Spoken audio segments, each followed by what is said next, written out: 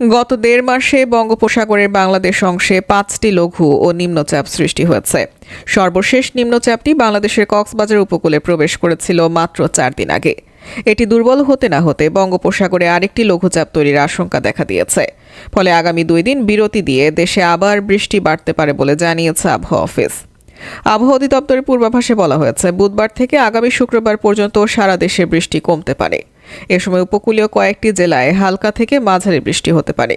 তবে ২১ থেকে ২২ সেপ্টেম্বরের মধ্যে বঙ্গোপসাগরে লঘুচাপ সৃষ্টি হয়ে বৃষ্টি বাড়িয়ে দিতে পারে। তারপর টানা ২ থেকে ৩ দিন আবারও বৃষ্টি বাড়তে পারে। এ বিষয়ে আবহাওয়াবিদ শাহনাজ সুলতানা সংবাদ মাধ্যমকে বলেন, আগামী ২০ থেকে ২১ সেপ্টেম্বর পর্যন্ত সারা দেশে বৃষ্টি কম থাকতে পারে। তারপর বৃষ্টি বেড়ে যেতে পারে। বঙ্গোপসাগরে একটি লঘুচাপ তৈরির মতো অবস্থা তৈরি হচ্ছে বলে মনে হচ্ছে।